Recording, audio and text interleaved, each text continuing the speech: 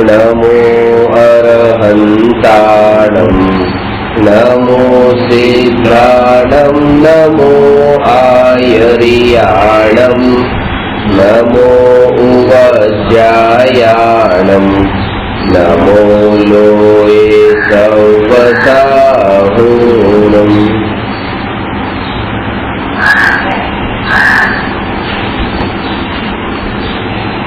प्रश्न नंबर 277 જ્ઞાનીની ઓળખાણ કેવી રીતે કરવી જોઈએ।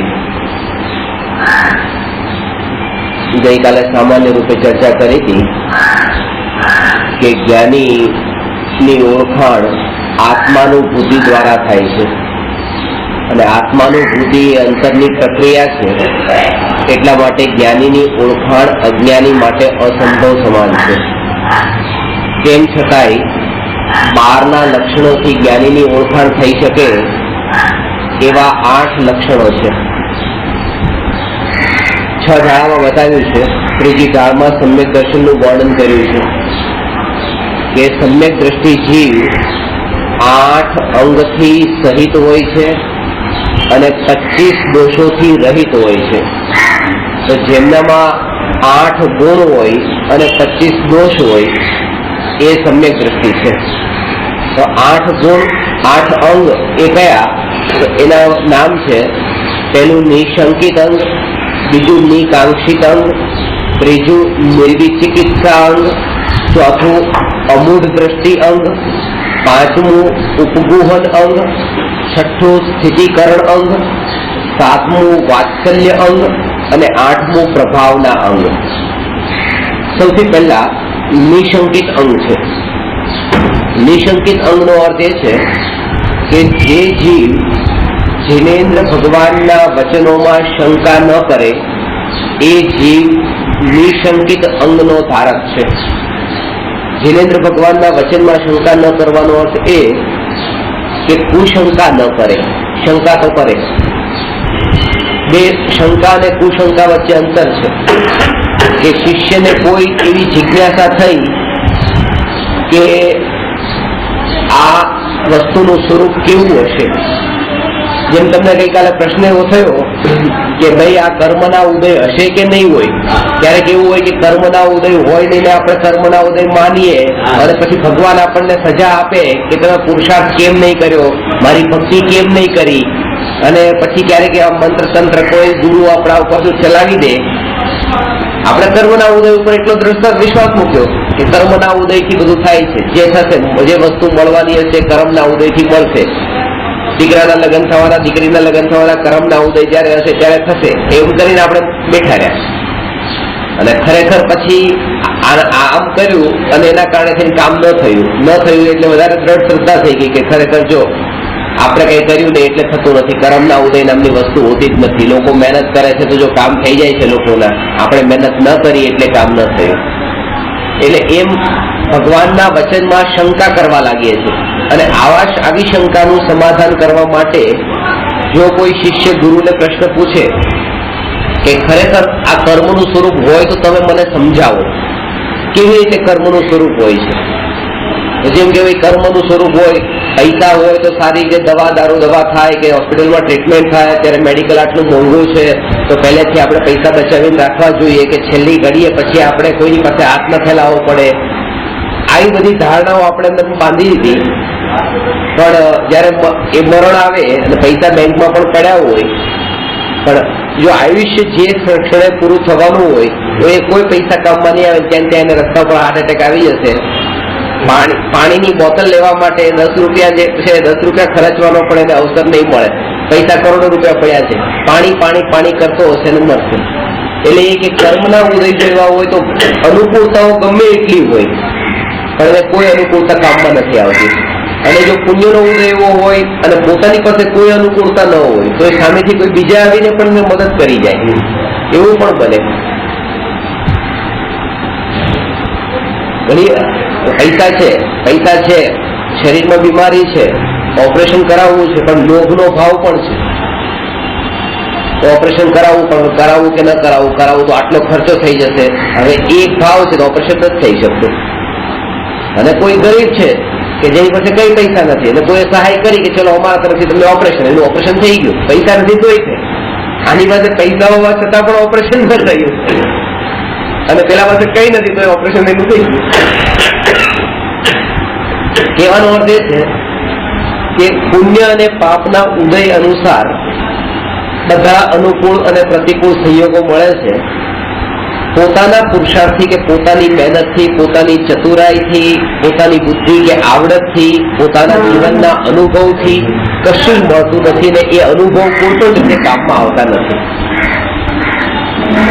હવે આ શંકાનું સમાધાન કરવા માટે જીવ ગુરુની પાસે જાય ને ગુરુને પ્રશ્ન પૂછે અને ગુરુ પાસે શંકાનું સમાધાન ઈચ્છે તો વાંધો નથી. સમ્યક દ્રષ્ટિ જીવ પણ ગુરુની પાસે જાય, જ્ઞાનીના પણ ગુરુ હોય. 6ઠ્ઠા 7મા ગુણસ્થાન વર્તી ગણધર દેવ પણ તીર્થંકર ભગવાનના સમોસરણમાં ભગવાનની સામે શંકા કરે છે અને જેમને આહારક રિદ્ધિધારી મુનિ છે તો જેમના આહારક શરીર પોતે અહીંયા બેઠા હોય અને પોતે શરીરમાંથી એક આખું પૂતળું નીકળે ને જ્યાં કેવળી અથવા શુદ્ધ કેવળી પાસે જાય અને ત્યાં જઈને શંકા કરે અને ત્યાંથી સમાધાન કરીને પાછું આવી જાય. પોતે એ જે આહારક શરીર કહેવાય છે, પોતે તો મુનિ એ 6ઠ્ઠા 7મા ગુણસ્થાન પરથી સાધુને જ હોય. એ પોતે અહીંયા બેઠા છે, સાધના કરે છે અને શંકા થઈ તો પોતે તો ત્યાં જઈ શકતા નથી એટલે પૂતળું નીકળ્યું ને પૂતળું એ ત્યાં સુધી જશે, ત્યાં શંકા કરશે, ત્યાં સમાધાન કરીને અને અહીંયા અને ત્યાં જે પૂતળું છે એ બંનેની વચ્ચે પણ આત્માના પ્રદેશો છે, કારણ કે આત્મા પોતે ત્યાં સુધી ફેલાયેલો છે. હા, બે નથી થયા આત્મા, એક આત્મા એનો હોય ને આત્માના બે બીજો આત્મા ત્યાં ગયો હોય તો બે આત્માના ટુકડા થઈ ગયા. આ જ આત્માનો વિસ્તાર થયો છે ને એ શરીરની સાથે વિસ્તાર થયો ત્યાં સુધી ગયો છે એટલે સમુદ્ઘાત, એનું નામ જ સમુદ્ઘાત છે. કુંકુદાચાર્ય સદેહ વિદેહ ગયા હતા, સદેહ શબ્દ છે. આ તો આહારક રિદ્ધિધારી મુનિ કે જેમને એવી રીતે આ શક્તિ નથી, વૈકરિક રિદ્ધિ નથી, તો એ પોતે એવી રીતે પૂતળું નીકળે છે એ પૂતળું ત્યાં સુધી જાય છે અને ત્યાં ભગવાનની ઘણા લોકો એમ કે ત્યાં જઈને ભગવાન કુંકુદાચાર્ય પણ શંકા કરી હતી અને શાસ્ત્રોમાં એવો ઉલ્લેખ છે કે ત્યાંના બધા જે જીવો હતા એમના જીવોએ પણ ભગવાનને પૂછ્યું કે આ જીવ કોણ છે એમ કે, કારણ કે શરીરને કદ બહુ ઠીંગણું હતું અને ત્યાંના વિદેશ ક્ષેત્રમાં તો ઊંચા શરીર, હા 500 બની, એટલે એમને એમ લાગે કે આ કોણ છે, પણ એ પૂતળું નતું. આમ જોઈએ તો આપણા શરીરની બરાબરીમાં એ શરીર પૂતળા જેવું જ લાગે ને, એટલે એને ભ્રમ થયો લોકોને કે પૂતળું ગયું હતું, પૂતળું ને પોતે ત્યાં ગયા હતા. માથામાંથી જે એ પૂતળું નીકળ્યું ભગવાનની સામે શંકા કરી તો દોષ નથી, કારણ કે એમાં પોતાની જે શંકા છે એ શંકાનું સમાધાન કરવા માટે અને પૂરેપૂરી નિખાલસતા છે, 3 કસાઈ ચોકડીનો અભાવ થઈ ગયો છે એટલા માટે અંતરમાં એનો કોઈ માયાનો ભાવ નથી ત્યાં. બીજી વાત કે અત્યારે આ ભગવાનની વાત આપણે સાંભળીએ છીએ, શેના માટે સાંભળીએ છીએ? કારણ કે જે વસ્તુની પ્રાપ્તિ આપણને થઈ નથી એ વસ્તુની પ્રાપ્તિ કરવા માટે આપણે આ વાતે સાંભળીએ છીએ. અહીંથી અમેરિકા જવું છે તો અમેરિકા જઈને આવ્યા છે, એની પાસે આપણે પૂરેપૂરી જાણકારી લીધી, માર્ગદર્શન લીધું. એવી રીતે જેને અનુભવ થયો છે એવા અનુભવી પાસેથી આપણે જ્ઞાન લીધું આત્માનું અને પોતે અનુભવના માર્ગ પર ચાલ્યા. હવે જેને અનુભવ થઈ ગયો છે એવા જ્ઞાની, જેને અનુભવ થઈ ગયો છે એવા જ્ઞાની, હવે તો એમનું કામ તો થઈ ગયું ને, 6ઠ્ઠા ગુણસ્થાન પરથી સાધુનું કામ તો થઈ ગયું. હવે સાંભળવાની શું જરૂર છે ભગવાનની વાણી? હવે એવું શું બાકી રહ્યું કે ભગવાનની પાસે સાંભળવાની જરૂર પડી? કારણ કે એ અનુભવ કરવાનો તો અનુભવ તો થઈ ગયો. જ્યારે આત્માનો અનુભવ થાય ને 6ઠ્ઠા ગુણસ્થાનની ભૂમિકા હોય ત્યારે એ ભૂમિકામાં આવા પ્રકારના શુભભાવ આવ્યા વિના રહેતા નથી. કારણ કે એ ટાઈમે જો ઉપયોગ પોતાના આત્મામાં ન રહે તો પછી ઉપયોગ જાય ક્યાં? એટલે એટલો ટાઈમ ઉપયોગ એ શુભભાવમાં રહે છે. એક આ થયું, જીનેન્દ્ર ભગવાનના વચનમાં શંકા ન કરે. નરક 7 છે, કોણે જોયા? સ્વર્ગ 16 છે એ કોણે જોયા? તો આ રીતે જે શંકા થાય, કંદમૂળમાં અનંત જીવ છે, કોણે જોયા? ભગવાન છે, કોણે જોયા? અને એક છે એમને અનંત છે એ કોણે જોયા? આ બધું આપણને દેખાતું નથી. સમ્યક દ્રષ્ટિને પણ દેખાડું નથી, પણ સમ્યક દ્રષ્ટિને શ્રદ્ધા થઈ છે. અને એ શ્રદ્ધા એવી દ્રઢ હોય છે કે કોઈ પણ સંજોગોમાં એ શ્રદ્ધા વિચલિત નથી થતી. એ રીતે અત્યારે એ 101 તાવ છે, જેના બધા તો મારા કર્મના ઉદય છે એટલે આવે. 102 તાવ થયો કે આ પણ કર્મના ઉદય છે. પણ પાછું 103 થયો કે ના, દવા લીધી હોત તો થોડું જો આટલી સુધી ન પહોંચે તો કે ના, આ શ્રદ્ધા ટકી ગઈ. દવા લઈ કે ન લે, પણ એ શ્રદ્ધા એની એટલી દ્રઢ હોય કે જે પણ થશે એ બધું ઉદય અનુસાર અને મારા પોતાના જ ઉદય અનુસાર થશે, એમાં કોઈ બીજું જવાબદાર નથી. શ્રદ્ધાનો અર્થ એ છે કે સમ્યક દ્રષ્ટિને જે પણ સંયોગો મળે છે એ સંયોગોમાં ભેદ જ્ઞાનની ધારા વર્તે છે. અને એ શ્રદ્ધાનું બળ જ્ઞાનીને નિરંતર છે કે હું આ જે કંઈ પણ થઈ રહ્યું છે એનાથી જુદો છું. એટલા માટે જ્ઞાની સંયોગોને વેદતા નથી, પોતાના સ્વભાવને વેદે છે. મને અહીંયા એટલો બધો દુખાવો થાય છે. હવે આ દુખાવો થાય છે, દુખાવો એટલો વધી ગયો છે,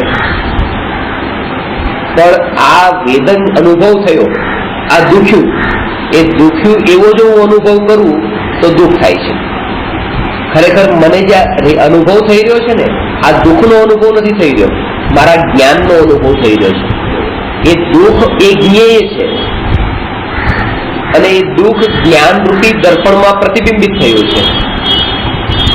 મારું ધ્યાન જ્ઞાન રૂપી દર્પણ તરફ જ છે અને જ્ઞાન રૂપી દર્પણમાં આ દુઃખનું અનુભવ થાય છે. એટલે મને એમ લાગે છે કે આ દુઃખ મને જણાયું, દુઃખ મને જણાયું, પણ ખરેખર દુઃખ નથી જણાયું, આ જ્ઞાન જણાયું.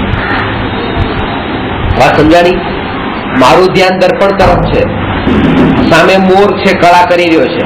વાત સમજવા જેવી છે, ઉપયોગ સૂક્ષ્મ રાખજો. અહીંયા મોર કળા કરી રહ્યો છે, સામે દર્પણ છે, દર્પણમાં મારું ધ્યાન છે અને મને દર્પણ દેખાયું છે. પણ મને મોરમાં રસ એટલો બધો છે એટલા માટે મને મોર દેખાયો, દર્પણ ન દેખાયું. ધ્યાન દર્પણ તરફ જ હતું, મોર તરફ હતું જ નહીં. એવી રીતે આપણું ધ્યાન નિરંતર જ્ઞાન તરફ હોય છે, પણ જ્ઞાનમાં જે જ્ઞેય જણાય છે એ જ્ઞેયને આપણે વેદીએ છીએ, અનુભવીએ છીએ, કારણ કે આપણને રસ જ્ઞાન કરતા જ્ઞેયમાં વધારે છે.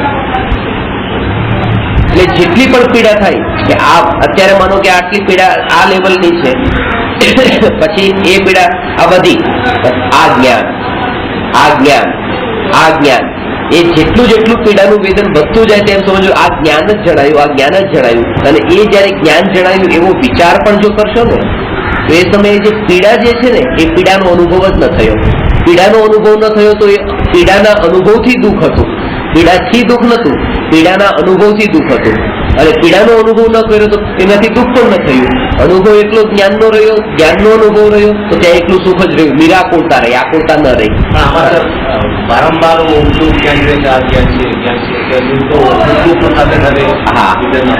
હા, દુઃખનું વેદન, પીડાનો જે અનુભવ થાય છે એ પીડાનો અનુભવ થાય એ આકુળતા રૂપ છે, જ્ઞાનનો અનુભવ થાય તે નિરાકુળ છે. હવે જો હું એમ વેદન કરું કે મને આ પીડા જણાય, આ પીડા જણાય, આ પીડા જણાય, તો ઉપયોગ મારો પરમાં જોડાયો. આ પીડા નથી જણાય, આ જ્ઞાન જણાયું. આ જ્ઞાન, આ જ્ઞાન, આ જ્ઞાન પોતાના અસ્તિત્વને બતાવે છે, પોતાના અસ્તિત્વને બતાવે છે. હું અહીંયા બેઠો છું અને મારી સામે આ ખુરશી છે, મારી અને આ ખુરશી સામે છે એટલે એક વાત એ પ્રૂવ થાય છે કે ખુરશી સામે છે. પણ ખુરશી સામે છે એ તો પછીની વાત છે, પહેલા તો એ પ્રૂવ થાય છે કે હું છું અહીંયા. મારી સામે ખુરશી છે એ વાત તો મારી સામે ખુરશી છે એટલે ખુરશી છે તો પછી પ્રૂવ થયું. મારી એટલે હું અહીંયા છું એની સિદ્ધિ પેલા થઈ છે. એટલે જ્ઞાન જે છે, જ્ઞાનમાં મને આ જગત જણાય છે, એ જગત જણાય છે તો પછીની વાત છે. પેલા તો આ જ્ઞાન છે અહીંયા, એની વાત અહીંયા મુખ્ય છે. ये पण ધારો કે 5 કલાક ચાલે 10 કલાક વેદન ચાલે મતલબ દુઃખ ચાલે ચાલે जैसे 10 કલાક આજ વિચાર ધ્યાન તો જરા 5-10 મિનિટ સુધી આ વિચાર પણ આવે પછી પણ પાછું સાથે એકદમ ચૂપચાપ પડ્યો રહે પછી પાછું વિચાર કઈ ના કરે પડ્યો રહે ખાલી પર તાજ છે એ તો પોસિબલ વિચાર તો આવે તમને એક વાત બતાવું કે જો એ જ મારે કહેવું છે કે અભ્યાસ જયારે કરશો ને ત્યારે પ્રાથમિક ભૂમિકામાં આજથી જો તમે આજ નિમિત્તમાં અને આ જ પ્રકારના વિચારધારા જ્યાં ચાલતી હોય એવા જ યોગમાં રહો. આના પર બહુ જોર આપવા જેવું છે કે તમે અહીંથી હવે 1 કલાક માટે અહીંયા બેઠા ને પછી ઉભા થઈને બહાર ગયા ને એવા યોગમાં રહ્યા ત્યાં પછી આ ધારા નથી રહેવાની. એટલે નિરંતર તમે એની રીતે તમે અભ્યાસ કરી દો. આપણે એક વસ્તુ કર્યું પણ છે કે આ 1 કલાક માટે અહીંયા બેઠા હોય પછી આખો દિવસ ઘરે જતા રહ્યા તો ઘરના વિચારો આ જ્ઞાન જણાય તારા ન રહે. અને સવારથી રાત સુધી આખો દિવસ તમે શિબિર કરો અને આખો દિવસ તમે આમાં જોડાઈ ગયો તો આ જ્ઞાન ધારા અત્યારની ભૂમિકામાં જેટલો બને એટલો સમય આમાં જોડાઈને રહેવામાં આપવાનો છે. અને શરૂઆતમાં શું થશે કે શરૂઆતમાં તમે અત્યારે ઘરે ગયા પછી પણ આ જ્ઞાન જણાવ્યું પણ પાછું ભૂલાઈ ગયું.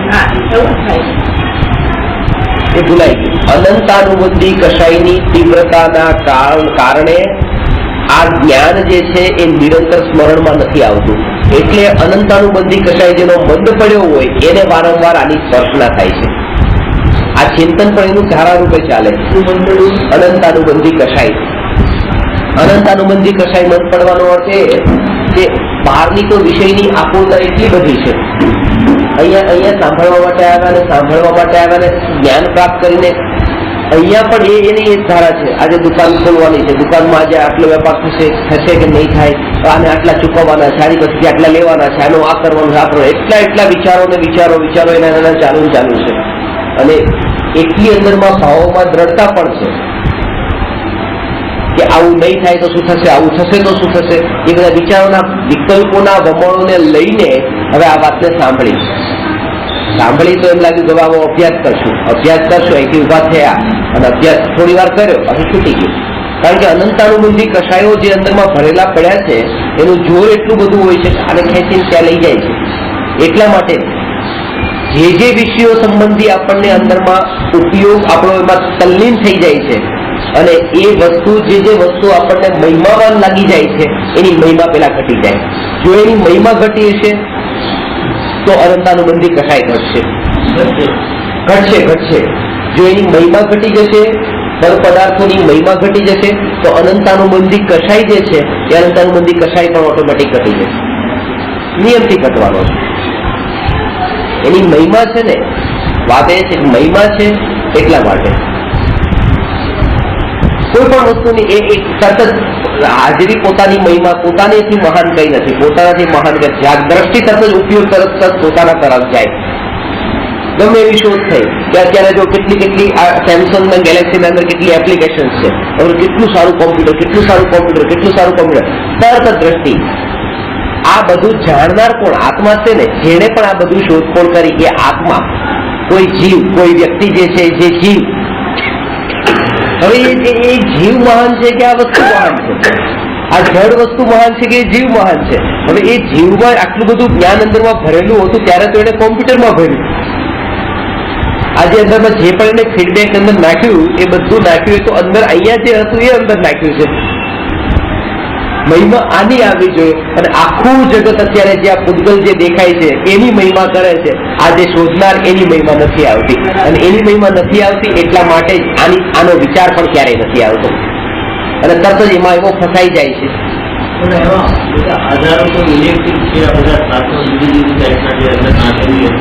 એ બધું કેટલી બધી વસ્તુ અંદર મિક્સ કરી નાખી પણ એ બધું આ નાખવું જોઈએ એ બધું પણ જાણ્યું પડે જ્ઞાને. આ જ્ઞાનની ઉપર જોર આપવાનું છે. અને આ બધું જાણ્યું જ્ઞાને આ જ્ઞાનની મહિમા કે નહીં, આ જ્ઞાનની મહિમા કેટલી કે બિલકુલ નહીં. કારણ કે આ આત્મા અને આ આત્માનું જ્ઞાન, આત્માનું જ્ઞાન જેનું જ્ઞાન છે એ જ્ઞાન એને તો જાણતું નથી અને આખી દુનિયાને જાણવા જાય છે. એ જ્ઞાનની કોઈ મહિમા નથી. એટલા માટે એ જ્ઞાનને અજ્ઞાન કીધું છે. એ જ્ઞાન માટે કીધું કે એ જ્ઞાન તું એને જાણી લે કે તું જેનું છો એને તો પેલા જાણી લે. તું એને જાણવા જાય છે જે તારાથી બિલકુલ જુદું છે. પૂતગલ ને પરલક્ષી જે જ્ઞાન છે એ જ્ઞાનની અત્યારે મહિમા આવી જાય છે. એ જ્ઞાનની જો મહિમા છૂટે તો ફસાવાના નિમિત્તો તો અત્યારે જગતમાં ઘણા બધા છે, ઘણા બધા નિમિત્તો છે.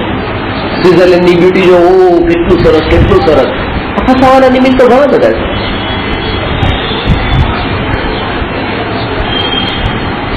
અમેરિકામાં જો, અલાસ્કા જો, આ બધો જો કેટલું સરસ છે. ફસાવાના નિમિત્ત ઘણા બધા છે. બસ ખાલી એટલું જાણે કે બધું પૂતગલ પર્યાય ઉપજી વિષય ફિર થાય. આ બધી પૂતગલની પર્યાય છે, જળ છે.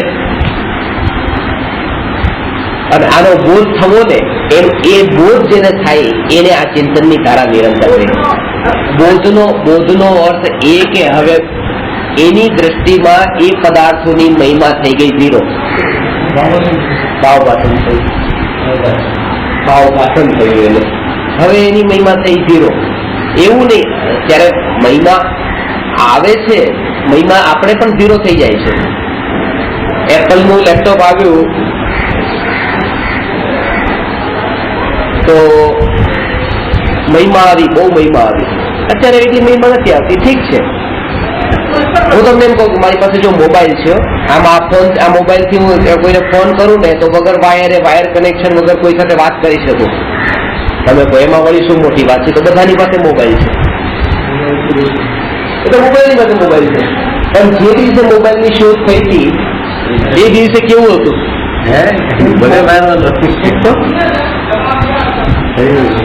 એટલે કેવું લાગે કે વગર કનેક્શન અત્યારે બધા પાસે. ત્યાં અમારા ઉમરાળામાં ત્યાં ભિખારી આવ્યો, રૂપિયો લે કે અનાજના દાણા લે કે શું લે, ઘણા કોઈ અનાજ લે, કોઈ પૈસા લે. તો એને પૂછ્યું શું લે છે, અનાજ કે લે કે રૂપિયા? કે કઈ નહીં, કે ખાલી એક અડધો કલાક મોબાઈલ ચાર્જિંગમાં મૂકી દઉં કે તમારી પાસે વધારે રૂપિયા નથી લેવું. ભિખારી મોબાઈલ લઈ લે અત્યારે તો અત્યારે મહિમા એની કઈ ન રહી ને. કહેવાનો અર્થ એ કે જે વસ્તુની મહિમા આજે આપણે કરીએ છીએ, આવતીકાલે નિયમથી એ વસ્તુ બિલકુલ એની મહિમા ઘટવાની છે. એક વસ્તુ એવી છે જેની મહિમા ક્યારેય નહીં ઘટે, ઉલટી વધતી જશે જેમ જેમ તમે એનો ઉપયોગ કરશો. એ ભગવાન હાથમાં છે, એ જ્ઞાન છે કે જેટલું એ ઉપયોગમાં આવશે એટલી એની મહિમા વધતી જશે.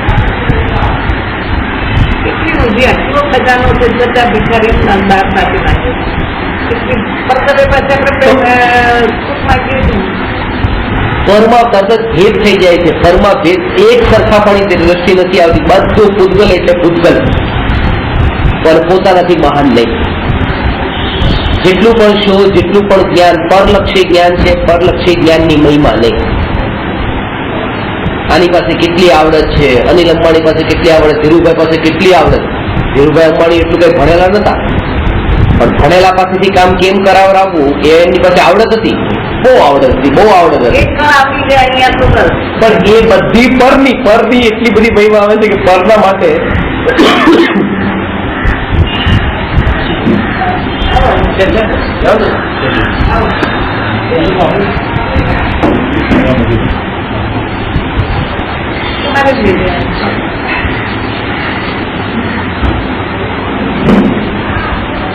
નિશંકિત અંગનો અર્થ એ છે કે તમને કોઈ પ્રશ્ન ઉત્પન્ન થાય તો શંકા કરવી, શંકા કરવામાં વાંધો નથી. પણ એક વાત પ્રશ્ન પણ એવા એ છે કે તમારી શંકામાં તમારી દ્રષ્ટિ બિલકુલ ક્લિયર હોવી જોઈએ. મને તમને એક પ્રશ્નનો સવાલનો જવાબ તમને આવડે જ છે, તમે શાસ્ત્રોમાંથી ઘરેથી વાંચીને આવ્યા છો, પણ મને આવડે છે કે નહીં, લાવ પૂછી જો. એટલે મને તમે પ્રશ્ન પૂછો. આ ભાઈ કેટલા જ્ઞાની છે, કે બહુ શાસ્ત્ર વાંચે છે, લાવ આ વાંચ્યું છે કે નથી વાંચ્યું. આ રીતે આ બધી કુશંકા કહેવાય. અને સમ્યક દ્રષ્ટિ જીવ, જ્ઞાની જીવ આ રીતે કરતા. બીજાના જ્ઞાનની કસોટી કરવી એ પરસ્ત્રી સેવન નામનું વ્યસન છે. પંડિત બનારસીદાસજીએ કીધું છે, પરસ્ત્રી સેવન નામનું વ્યસન છે. પંડિત બનારસીદાસજી જેમ પારકી સ્ત્રી પારકી છે, આપણે શું લાગે વળે પણ તો એને પૂરી ઉઘાડી કરવી, એને ખુલ્લી કરવી, એને એ પરસ્ત્રી સેવન છે. એમ પારકી બુદ્ધિ છે જે આપણી અસર શું મતલબ, પણ એને ખુલ્લી પાડવી, લાવ હું ચેક કરું, એ બધું શું, એ પરસ્ત્રી સેવન નામનું પાપ કીધું છે, વ્યસન કીધું કે બીજાના જ્ઞાનને તમે ખુલ્લું પાડો છો, ઉઘાડો છો, એનું જ્ઞાન એવું પાછળ.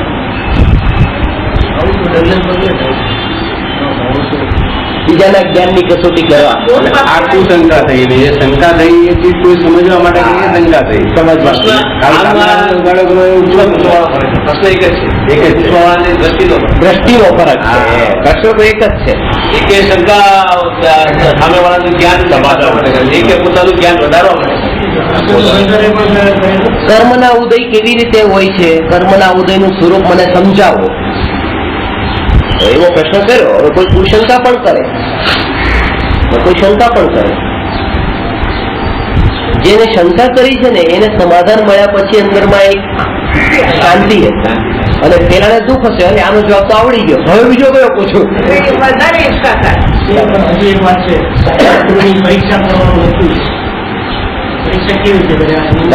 પરીક્ષા કરે તો પરીક્ષા આ રીતે ન કરે, એમને આનો જવાબ આવડે છે કે નહીં. પરીક્ષા કરવા માટે પોતાને પરિપક્વ પેલા કરે, પોતાને પરિપક્વ કરે, અને એની પાછળ પણ એની દ્રષ્ટિ એવી દ્રષ્ટિ હોય કે જો મેં તમને પ્રશ્ન પૂછ્યો, તમારું જ્ઞાનનું લેવલ ઘણું ઓછું છે, તમે ગુરુ જેવા છો, પણ ગુરુ છો કે નહીં મને ખબર નથી, લાવ મેં તમને પ્રશ્ન પૂછ્યો, અને પ્રશ્નનો જવાબ મને જો યોગ્ય મળે તો પછી મારી તૈયારી એવી હોય કે હું તમને ગુરુ માની જ લઉં. ભલે પૂછે પ્રશ્ન, પણ પાછું જો એનો જવાબ મળ્યો તો માનવાની તૈયારી અંદરમાં પોતે એકલો જ જાણે છે કે તૈયાર છે કે નહીં, કે તો ચરણોમાં બેસવા તૈયાર છે કે બરાબર આપની વાત બિલકુલ સાચી. પણ જે કુશંકા કરનારો છે ને એ તૈયાર નહીં થાય, કારણ કે એને તો અંદરમાં નવા જ પ્રશ્ન પાછા ઉભા કરવા. આની તૈયારી છે કે જે સમયે એને અંદરમાં સમાધાન થઈ ગયું કે ના વાત સાચી, બસ ત્યારથી એ પોતે પોતે ગયા હતા ત્યાં પૂછવા, ભગવાને પૂછ્યું, એ શંકાથી પૂછ્યું, પણ એક ત્યાં સમજ થઈ ગયા કે નહીં. એ જેવા લોકોની તૈયારી એવી જ હોય છે, જેવા પ્રશ્ન પૂછવાનો કે હું ખોટો પાડું, ગમે તે રીતે કુશંકા જેવું. ભર સભામાં કર્યું છે. હવે 15 જણા આવ્યા હતા, ભર સભામાં આવી કે હું આ દલીલો મને ચર્ચામાં કરતો છું, પ્લીઝ તમે આ રાખશો, એમ કે મેં એ જવાબ આપ્યો. ઘણા મહારાજ સાહેબો ગુરુદેવની પાસે આવીને પણ, નામ નથી લેતો, પણ કેટલા મહારાજ સાહેબો ગુરુદેવની પાસે આવીને એમ કે ચલો તમે કહો છો ને આત્મા નિમિત્ત ઉપાદાન, ચલો ચર્ચા કરીએ આપણે, ચલો બેસી જાઓ. ગુરુદેવ કે તમે જે રીતે કે આ જે કહો છો ને એ આત્માથી લક્ષણ નથી, કે ચલો બેસી જાઓ એટલે આ જયારે કોઈ ઝઘડા કરવા બેસો એ રીતે ચલો બેસી જાઓ. આવી રીતે થયું છે ભર સભામાં. અને ચશ્મો ઉતારી દીધો. હા, લીમડી ગામમાં ગુરુદેવનો ચશ્મા ઉતારી નાખ્યા. તમે કહો છો ને કે નિમિત્ત થી જ્ઞાન થતું નથી, વાંચી બતાવો. ઉપરથી ચાલતા ખ્યાલ લાગુ કે હું ચર્ચા કરતો નથી. નિમિત્ત થી જ્ઞાન થતું નથી ને, તો ચશ્માથી જ્ઞાન થતું નથી, ચશ્માથી વંચાતું નથી, તો પછી વાંચીને બતાવો. ઉપાદાન થી થાય છે ને જ્ઞાન, તો તમારું ઉપાદાન કાઢો કે અમને નિમિત્ત ની જરૂર નથી. ગુરુદેવે કીધું વર્તમાન ઉપાદાનની યોગ્યતા એવી છે કે જ્ઞાન નહીં થાય. ઉપાદાનની યોગ્યતા એવી છે, બધાની તો યોગ્યતા છે. અનુભવ જેને થયો હોય ને એને સહજ આ ધારા ચાલતી હોય, ઉપાદાનના લક્ષ્ય ધારા ચાલતી હોય, એને વિચાર ન કરવો પડે આ સમયે કયો જવાબ આપવો, આ સમયે કયો જવાબ આપવો, સહજ હોય.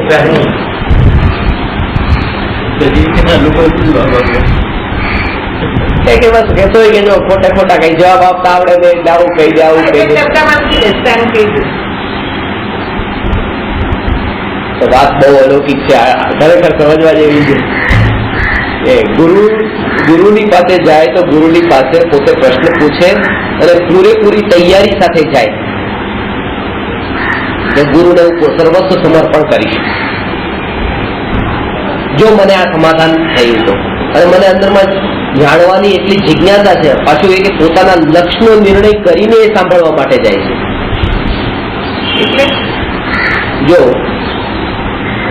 આત્મસિદ્ધિ શાસ્ત્રમાં 5મું પદ 6 પદ છે ને, એમાં આત્મા છે, આત્મા નિત્ય છે, આત્મા કર્મનો કર્તા છે, આત્મા કર્મનો ભોગતા છે, અને મોક્ષ છે, હા. પાંચમું મોક્ષ છે, એવી લક્ષ. અને છઠ્ઠું મોક્ષનો ઉપાય છે. મોક્ષ પેલા મળે કે મોક્ષનો માર્ગ પેલા મળે? માર્ગ પેલા મળે. તો માર્ગ બતાવ્યો છઠ્ઠા પદમાં અને મોક્ષ બતાવ્યો પાંચમા પદમાં. જે પેલા મળે છે એ પછી બતાવ્યું, જે પછી મળે એ પેલા બતાવ્યું. એવું કેમ? એટલે મોક્ષ કન્ફર્મ છે એટલે આ ઓલો માર્ગ મળે તો માર્ગ ઉપર ચાલે, એ તો ચાલે કોણ? એટલે પહેલા એ ધ્યેયનો લક્ષ્ય, આ લક્ષ્યનો મતલબ આ લક્ષ્યનો નિર્ણય કરીને લક્ષ્યના માર્ગ પર ચાલે છે. તો આ જીવને પહેલા એ લક્ષ્યનો નિર્ણય કરેલો હોય અને હવે ગુરુને પ્રશ્ન પૂછે કે આ માર્ગ પર મારે ચાલવું છે તો કેમ ચાલવું બતાવો, પણ એને લક્ષ્ય ખબર હોવું જોઈએ, ખાલી જ્ઞાન વધારવાનું. બીજી દ્રષ્ટિએ કહું તો કસાઈને ઘટાડવાના લક્ષ્યે જ્ઞાન વધે તો યોગ્ય છે, પણ ક્ષયોક્ષમ જ્ઞાન વધારવાના લક્ષ્યે એ જ્ઞાન વધે તો યોગ્ય નથી. એ ખરામાં તો લક્ષ્યનું એક પાકો હોવું જોઈએ. એ તમે અહીંયા સાંભળવા આવો ત્યારે તમને એમ અંદરમાં હોય કે તમને અત્યારે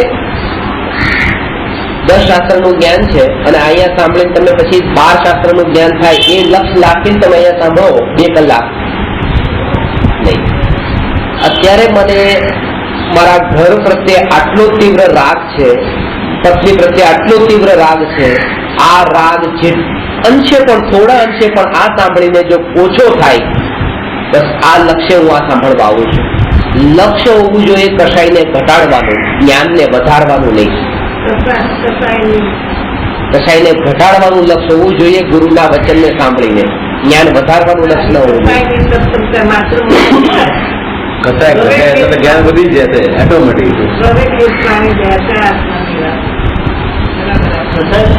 એટલે અત્યારે અમે જે મારો છોકરાઓ ભણે છે ને, તો ત્યાં છોકરાઓ ભણ્યા પછી હું ભણ્યો ત્યાં એ રીતે ભણ્યો કે 5 વર્ષ 1 વર્ષ ભણ્યા પછી પહેલા વર્ષે પછી પરીક્ષા આપી, કેટલું જ્ઞાન વધ્યું, બીજા વર્ષે પરીક્ષા કેટલું જ્ઞાન વધ્યું, ત્રીજા વર્ષે પરીક્ષા કેટલું જ્ઞાન વધ્યું, એ રીતે 5 વર્ષની પરીક્ષા, 5 વર્ષ ભણ્યા પછી 5 વર્ષના અંતે તમારું જ્ઞાન કેટલું વધ્યું માર્કશીટમાં એ લખાય. ઉમરાળામાં છોકરા માટે હવે એ રીતે ચાલુ કરવાનું. 1 મહિનાનો અભ્યાસ કર્યો, હવે આમાંથી બધામાં કસાઈનો ભાવ બધાના કેટલા ઘટ્યા, 1 મહિના પછી કસાઈ ભાવ કેટલા ઘટ્યા, જ્ઞાન કોઈનું ચેક નહીં કરવાનું, કેટલું યાદ રહ્યું કઈ નહીં, કસાઈ કેટલો ઘટ્યો. કારણ કે પેલું તો ઉલટું તો જ્ઞાન વધ્યું, જ્ઞાન વધ્યું, ક્યારેક જ્ઞાન એક વધેલું જ્ઞાન જ ક્યારેક કસાઈનું કારણ બની જાય.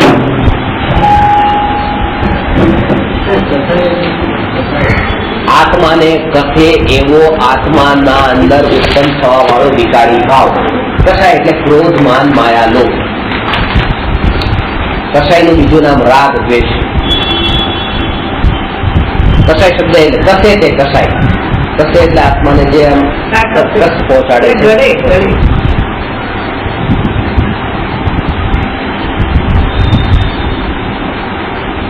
એટલે પહેલી વાત, ગુરુના વચનને સાંભળે, ભગવાનના વચનને સાંભળે કે શાસ્ત્રમાં વાંચે તો શંકા ન કરે. કારણ હવે અત્યારે તો બધા શાસ્ત્ર આપણે કહીએ કે આચારણ સૂત્ર હોય કે ઉત્તરાધ્યન સૂત્ર હોય કે બધા આવે તો કે આગમ છે, આગમ છે, આગમ છે. શંકા જ નહીં કરવાની, માની જ લેવાનું, તો પછી તો બધું કોન્ટ્રાડિક્ટ બધું ઊભું થશે. એટલે એ કીધું કે પોતાનો નિર્ણય કરવા માટે થઈને તો તમારે અંદરમાં કસોટી કરવાની, પરીક્ષા કરવાની, પણ તમારું ધ્યેય પાકું હોવું જોઈએ કે તમે શા માટે આ પરીક્ષા કરો છો.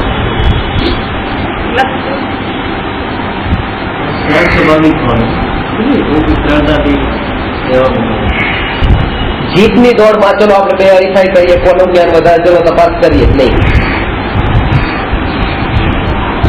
લાવસેનું આ વાક્ય યાદ રાખવાનું. લાવસે કીધું છે મને કોઈ મારી જગ્યા ઉપરથી પાછળ ધક્કો મારીને હટાવી નહીં શકે.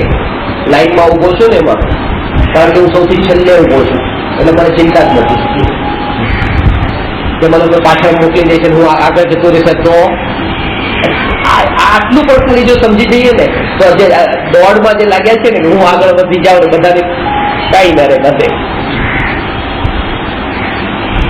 મને કોઈ હરાવી નહીં શકે, હું પહેલેથી હારેલો છું. જે જીતની દોડમાં લાગ્યો હોય એને કે હારવાનો ભય હોય, તો જીતની દોડમાં લાગેલો જ નથી. તો ત્યાં જ આકુરતા ઘટી ગઈ, કટાઈ ભાવ ઘટી ગયો.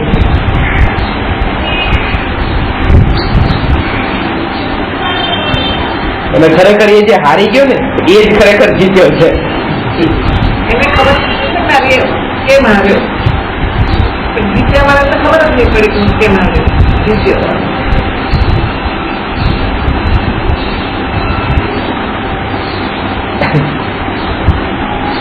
ઉદય અનુસાર બધું એ રીતે ગમે એટલા વિકલ્પો કરો કે હું આગળ વધી જાઉં, બિઝનેસમાં આના કરતા હું આગળ વધી જાઉં, પૈસા આના કરતા વધારે કમાઈ લઉં, કશું કોઈ વિકલ્પ કામમાં આવતો નથી. ઉલટા પાપ વિકલ્પો કરી કરીને પાપ બાંધીએ છીએ, પાપના ફળમાં પાછા નવા કર્મના ફળ પાછા ભોગવવાના.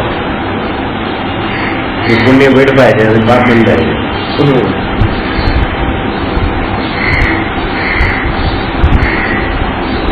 કર્મના ઉદય ઉપર તમને હમણાં એક રિસન્ટ એક્ઝામ્પલ મારું આપું. હું અહીંથી જયારે ગયો ત્યારે ફ્લાઇટમાં ત્યાં પહોંચ્યો, ઉતર્યો, ફ્લાઇટમાં સૌથી છેલ્લી સીટ હતી, છેલ્લેથી બીજી મારી. એટલે નીચે ઉતરવાનું પણ આગળ એટલી બધી લાઈન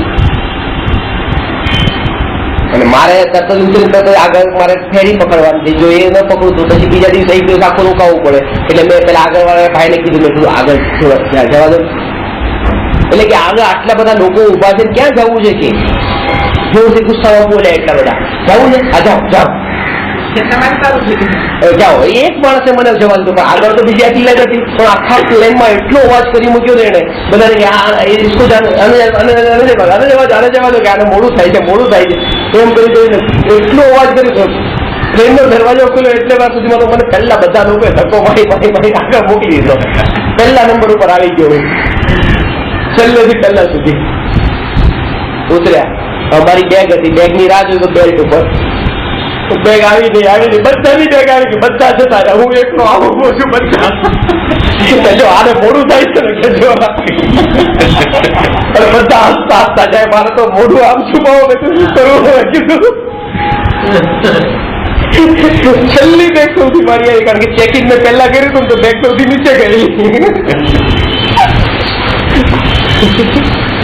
એક સમયમાં ઉદય જો આ સૌથી છેલ્લી સીટ છે, આ ઉદય અત્યારે બરાબર નથી, પછી આગળ આવી ગયો ને જો આ ઉદય અત્યારે પાછા પુણ્ય ના શરૂ થયા છે. આ થયું ને, આ પુણ્ય ના ઉદય, આનું નામ પુણ્ય નો ઉદય. બસ હવે પુણ્ય નો ઉદય જ રહેવાનો છે.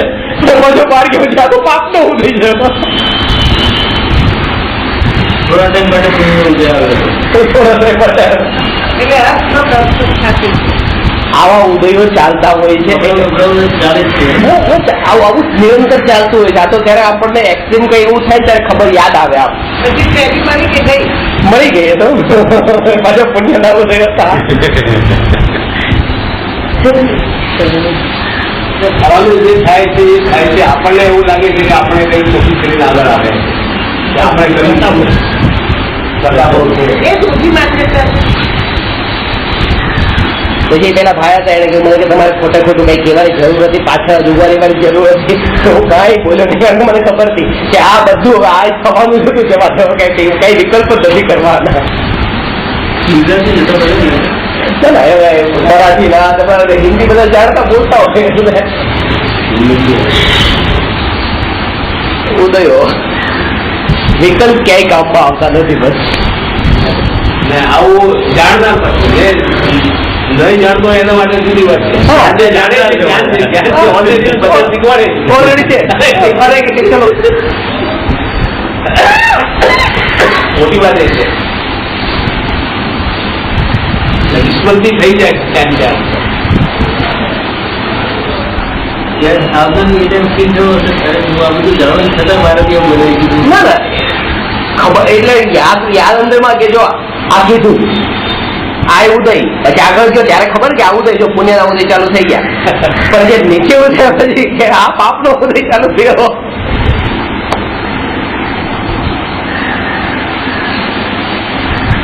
હસવું આવતું હતું ઉપરથી, હસવું આવતું હતું કે કાંઈ કરી પણ કામ નથી આવ્યું.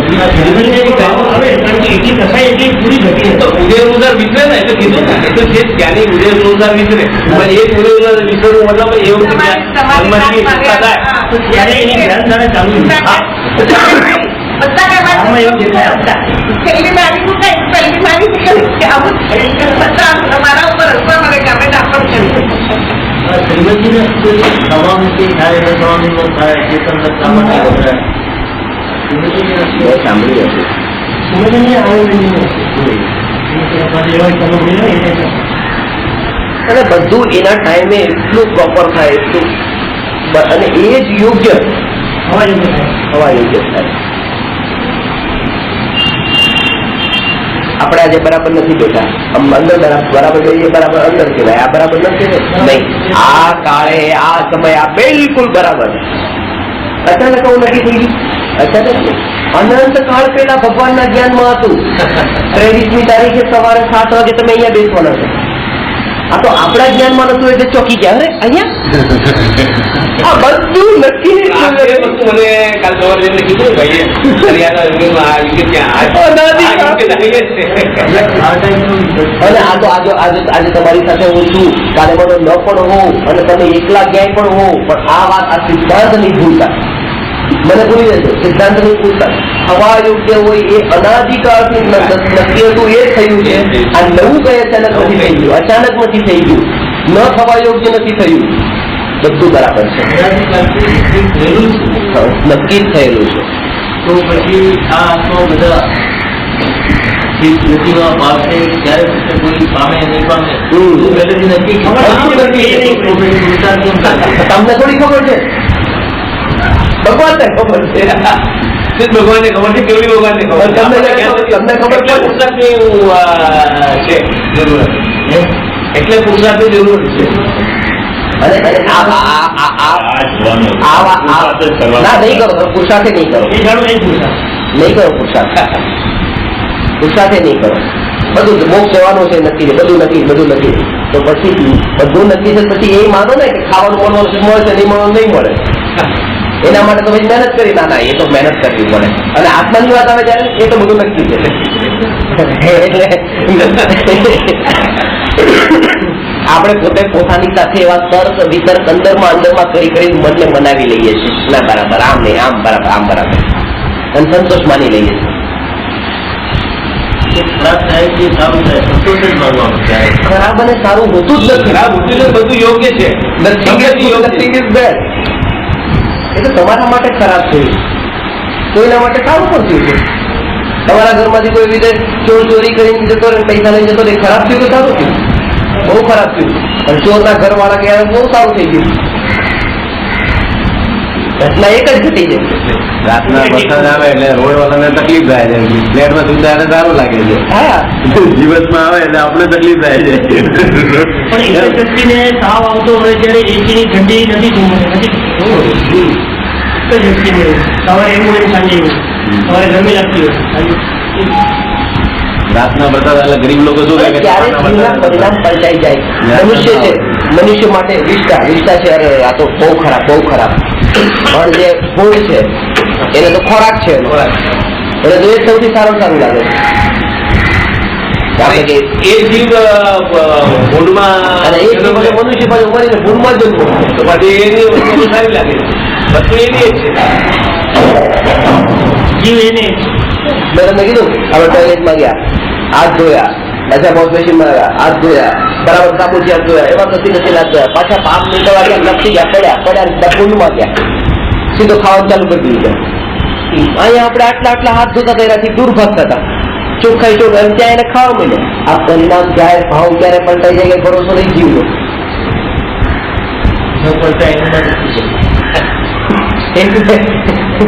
આના માટે હાથ પગ ધોતા રહ્યો, ભૂંડમાં ગયા પછી આના માટે તો બેઠા છીએ. આ ભાવો જે છે એ પલટાઈ જાય છે, એવો જીવનો સ્વભાવ છે. એ જો ન પલટાતા હોત તો તમે અહીંયા બેઠા ન હોત. કારણ કે જો અજ્ઞાની ને અજ્ઞાની જ રહેવાના હોત ને પલટાઈને જ્ઞાની ન થવાના હોત તો આ સાંભળવાની જરૂર જ નથી. એ પલટાઈ જાય છે એટલા માટે જ આ ઉપદેશ આપ્યો છે. અજ્ઞાનીમાંથી જ્ઞાની થઈ શકાય છે, ખાલી અભ્યાસ આની લિંક નહીં બરોબર. જીવનમાં ગમે એવી પહાડ જેવી પણ પ્રતિકૂળતા આવે તો પણ ગભરાઈશ નહીં. પેન્સિલવેન નું હતું, દરેક દુઃખનો અંત હોય છે, ઉકેલ હોય છે. તારો ન્યાયક તારી પાસે છે.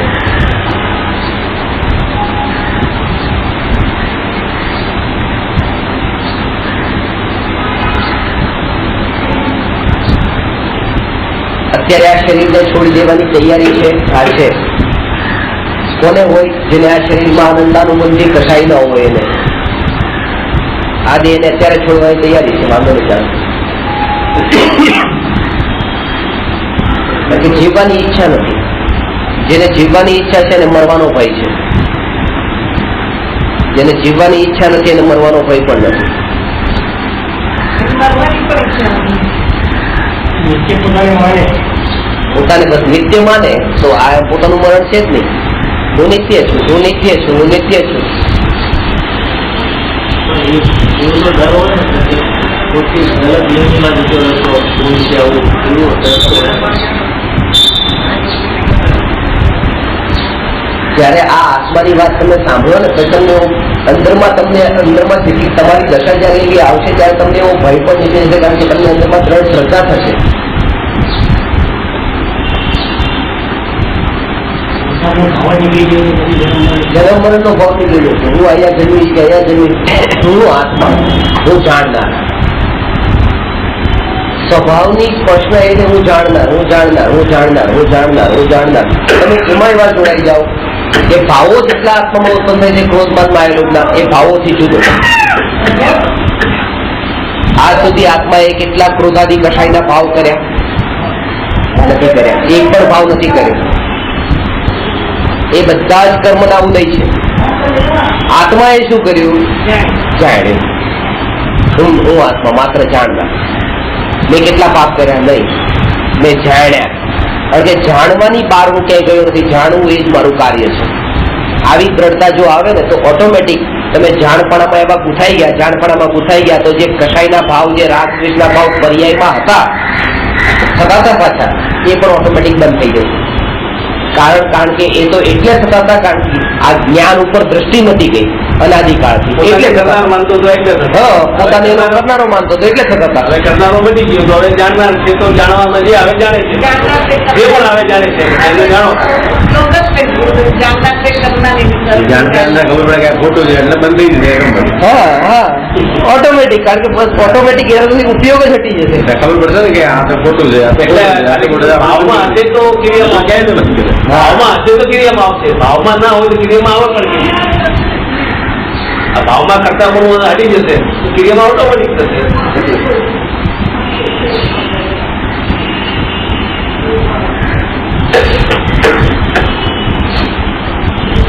જગતથી જુદા પેલા પોતાના એકલાપણાનો એકવાર વિચાર તો કરી લો. અત્યારે જે વિચાર ચાલે છે આખા બધાને સાથે રાખીને, ફેમિલીને ને આને તેને, મિત્રને, સગાને, બધાને, દુકાનને, ઘરને બધું સાથે રાખીને આપણા વિચારની ધારા ચાલતી હોય. બધાથી છૂટો પડીને પોતે એક આત્મા, એ વિચાર કરીને અને કોઈ મારું નહીં, કોઈ મારું નહીં એમ કરીને પોતાના અંદરનો વિચાર કરશો તો સ્વરૂપ દેખાશે, તો જાણપણું દેખાશે. તો જાણપણું નહીં દેખાય તો એમ લાગશે કે આનો કરનારો તો હું છું.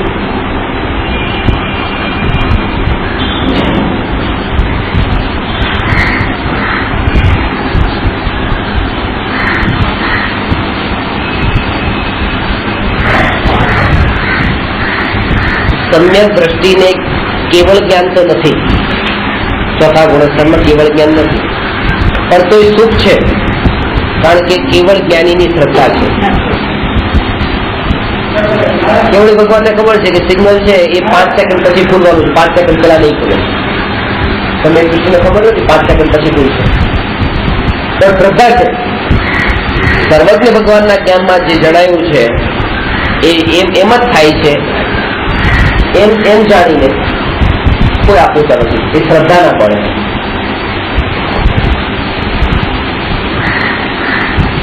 શંકા નથી થતી શું થશે એવી આકુરતા નથી થતી. પણ આકૃતા જો જો દેખી વીતરાગ में सो होसी वीरा रे, अनहोनी नहीं होनी होसी काहे होत अधीरा रे. જે થવા અનહોની જે નથી થવાનું, અનહોની નહીં હોની જે થવાનું નથી એ નથી જ થવાનું.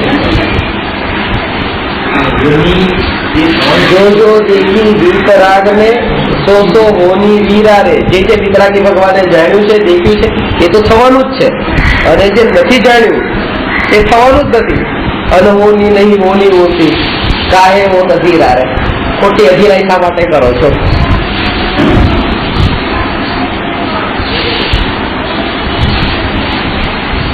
ભરોસો નથી.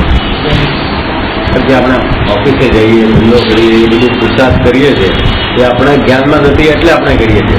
હજુ આત્માને એવો અંદરમાં ભરોસો નથી બેઠો. એ ભરોસો બેઠો હોય, તમે કરશો, દુકાને જશો, પણ ત્યારે તમારી અંતરની ચેતનાની સ્પર્શના છે ને, અંદરમાં તમને જોડાતી રહેશે. ખાસ એના ઉપર જોર આપવાનું. હું એમ નથી કે તમે દુકાન બંધ કરી દો, એમ કે તમે દુકાન પર જાશો તો પણ તમને અંદરમાં એ યાદ રહેશે કે બસ આ પણ એક, જેમ હું મુસાફરી કરી રહ્યો છું અને આ એક વચ્ચેનું એક સ્ટેશન છે, એની જેમાં દુકાન છે, આ છે, બધા સંયોગોની જેમ જ તમે એને જોશો. સંયોગ છે. એટલે આપણે આમ કરશું તો આમ મતલબ બીજો, આમ કરશું તો આમ મતલબ. આની સાથે મારે શું સંબંધ છે? આ કઈ નહીં, આ અત્યારે છે મારી બાજુમાં છે, બસ. એવી જ રીતે આમની સાથે સંબંધ નથી, આમની સાથે સંબંધ નથી, આની સાથે પણ સંબંધ નથી. એવી રીતે જ છે, બધા પર સાથે સંબંધ નથી, અને સંયોગો તરીકે જેમ છે એમ જાણે છે.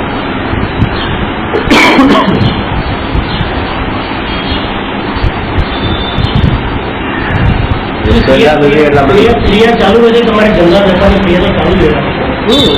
એમાં તમારે જે ભાવ છે, તન્મય થઈને ભાવ આપશે. मतलब जो राजीव हो गया तो बुद्धि जो है क्या हृदय ઉપર છોડો, તરફ બેસશે. હૃદય પ્રમાણે આ વિચાર આપણે સુધાર નથી એટલા બધું આપણે આ કરી છે મેન વાત આ કર્મને ઉપર. એક કથા આવે છે, એક બહુ ત્યાગી હતા, સંન્યાસી, પણ તો એક અંદરમાંથી પંચેન્દ્રિયના વિષયનો વાસના છૂટી નથી. ખાવાનો રસ એટલો, રસના ઇન્દ્રિયનો વિષયની એટલી લોલુપતા. એકવાર રાજાએ એમને બોલાવ્યા, સૈનિકને કીધું જાઓ સિપાહીને બોલાવો એમને, અને એમને કહેજો કે એમને આજે તલવારથી ગળું કાપી નાખવાનું છે. પકડીને લઈ આવ્યા, અને પછી પૂછ્યું કે શું કામ મારું ગળું કાપી નાખવાનું છે? મને ખબર નથી, કે રાજાનો ઓર્ડર છે, અમે તો આવ્યા છીએ, તમે જ રાજાને પૂછજો. પછી એ જાય છે ત્યાં, રાજા કહે છે કે આવો. એટલે આને તો ભય અંદરમાં એટલો બધો હતો કે આજે મારું ગળું કાપી નાખશે, કે તમે આવ્યા સંન્યાસી તરીકે મારા ત્યાં આવ્યા છો, એટલે પેલા મારું કંઈ કર્તવ્ય છે કે મારે આહાર આપવો પેલા. એટલે બેસાડે છે, જમવાનું આપે છે, અને જમવામાં મીઠું નથી નાખ્યું હતું, એટલે આ ખાય છે, બીજું ત્રીજું ચોથું ખાઈ લીધું. એટલે પછી જમ્યા પછી રાજાએ પૂછ્યું કે જમવાનું કેવું હતું? સારું. કે હમણાં જ મારા કે રસોઈયાએ કે મને સમાચાર આપ્યા કે આજે જમવાનું બનાવવામાં મીઠું નાખવાનું ભૂલી ગયો હતો. કે મને તો કઈ ખબર જ નથી કે મીઠું હતું નતું, કઈ ખબર જ નથી, કારણ કે એને તો ઘણું ખવાવાનું એ નજરમાં જો. એટલે કહેવાનો બધો કે આ મરણ જો નજરની સામે દેખાય, એકવાર દેખાય તો આ રસ, આ વિષયના ભોગોની વાસના ઓટોમેટિક ભૂલાઈ જાય, છૂટી જાય. એ મોત નથી દેખાડું નથી આપણને, એટલા માટે આવું જ જોઈએ ને આવું જ જોઈએ ને. એમ લાગે કે 2 દિવસ પછી મરવાનું છે, તો હવે આ જીવું હોય એવું લાગે, ઉપયોગ ઘટી જાય. એ ક્ષણિકપણાનો બોધ છે કે ક્ષણિક આગળ જતા આ નિત્ય નથી, આ દેહમાં નિત્યતા નથી, નિત્ય રહેવાનું નથી. તો પછી હવે આ દેહના માટે, દેહને ટકાવવા માટે જે કંઈ મળ્યું, જે રીતે મળ્યું સ્વીકારશે, ઓટોમેટિક એ દ્રષ્ટિ હટી જશે.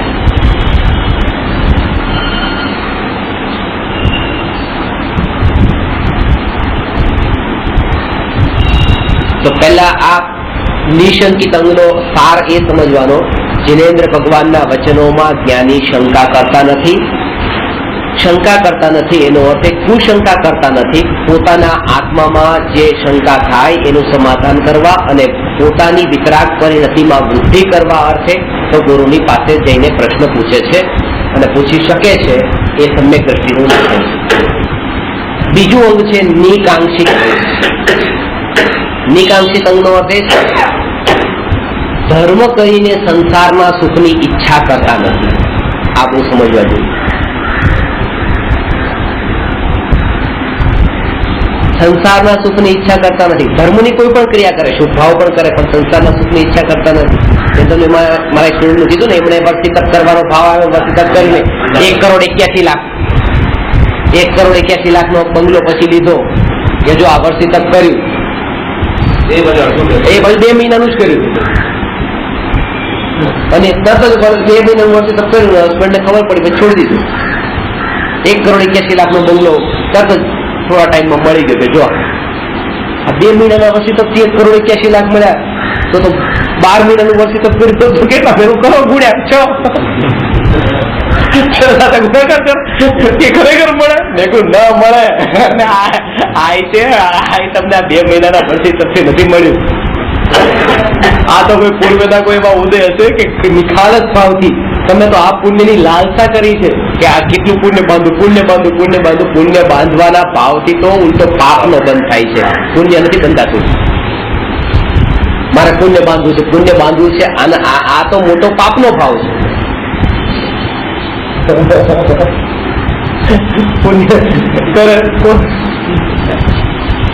એને ભાન નથી, બસ મારે તો બસ સોનાની યાદગાડીથી બંધાવવું છે, સોનાની યાદગાડીથી બંધાવવું છે, એ તો બંધન છે. સંસારમાં સુખની ઈચ્છા કરતા નથી જ્ઞાની કર્મ કરીને. ભંડારમાં મૂકીને લાખ રૂપિયા જીવે છે કે ભાઈ 100 રૂપિયા મૂકવું છે તો મને 10,000 આપો.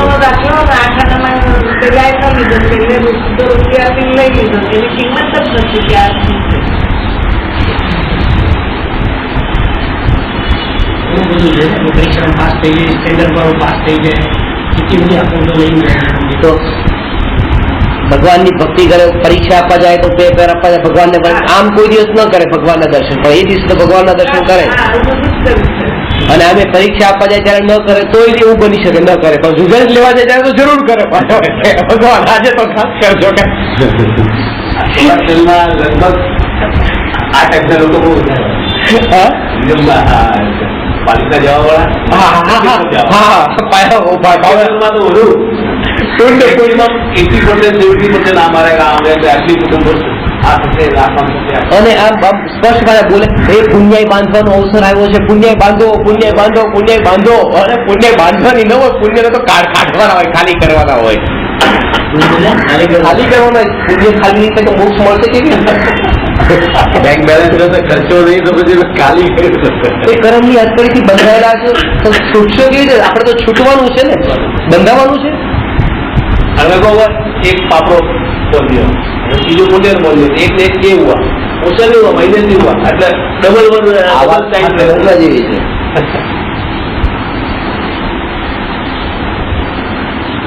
₹1 કરોડ કમાવા માટે એટલા પાપના પોટલા બાંધ્યા, અને એક જ લક્ષ્ય કે બસ 1 કરોડનું દાન આપવું છે.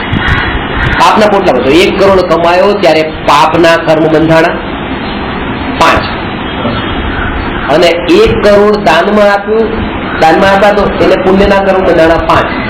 તો પેલા 5 કર્મ તો હતા ને બીજા 5 કર્મ બીજા થયા, એટલે કુલ કર્મ થયા 10. 5 પાપ બાંધીને 5 પુણ્ય કરવાથી 5 - 5 = 0 નથી થતા. 5 + 5 = 10, એ 10 થઈ જાય છે. 5 વર્ષ જીવતો તો 10 વર્ષ જીવવું પડે. 5 વર્ષ સરસમાં જાય, 5 વર્ષ દેવું પડે. બહુ વધી ગયો.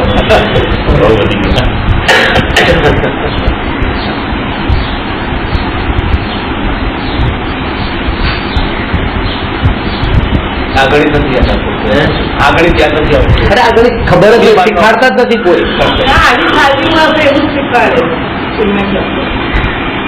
ઓલા અનાજ સાથે તો પોતરા તો પુછડમાં ઉગે, મફતમાં મળે, પુણ્ય તો મફતમાં મળે. એની આશા કરવાની તો એની આશામાં મળે. મહારાજ સાહેબ ને તમે એમ કહો ને કે પુરુષાર્થ કેમ નથી કરતા, પુરુષાર્થ કરો આત્મા. પંચમકાળમાં શું અમે મોક્ષ નથી. પંચમકાળમાં તો એટલું પુણ્ય હોય, મોક્ષ ન હોય. એવું કહેવાય પંચમ કાળમાં તો આવા થતું હોય, આવા જ હોય. પંચમકાળમાં આવું છે. આવું છે પહેલો શબ્દ એમનો એ પંચમ કાળ આ શબ્દએ તો એટલી ભ્રાંતિ ઉભી કરી દીધી ને પંચમ કાળ લોકોને કઈ રસોઈ નથી પછી કોઈ વિચારે છે બધું જેવું છે એ સ્વીકારે છે પંચમ કાળ છે ને બધું સ્વીકારે બધા આ કરીને જ આપણે ત્યાં આપી પંચમકાળના અંશે આવા છે. એક મહારાજ સાહેબ હમણાં કે પ્રવચનમાં મને ગઈકાલે કોઈ બતાવ્યું કે એમને શીખવાડ્યું, બહુ સારું શીખવાડ્યું. મેં શું શીખવાડ્યું? તો કે પ્રવચનમાં એ બતાવતા હતા આ પંચમ કાળ છે, પંચમ કાળ પૂરો થશે, છઠ્ઠો કાળ ચાલુ થશે. છઠ્ઠા કાળમાં તો આવું થશે, આવું થશે, આવું થશે. તમારે જો છઠ્ઠા કાળમાં ન જન્મવું હોય તો તમે ધર્મ કરી લો, ધર્મ કરી લો. તો ચલો વાત તો સાચી છે કે પંચમ છઠ્ઠા કાળમાં ન જન્મવું હોય ધર્મ કરી લો, પણ આ એક છઠ્ઠો કાળ જતો રહેશે, પછી બીજો નથી આવવાનો છઠ્ઠો કાળ. આ તો છઠ્ઠો કાળ તો કાળ ચક્ર તો ચાલતું જ રહેવાનું છે. ઉપાય તો એ હોવો જોઈએ કે હવે ક્યારેય પણ કોઈ જન્મ મરણ ન થાય એની વાત કરો. અમે બધું આવું નાનપણમાં શીખ્યા.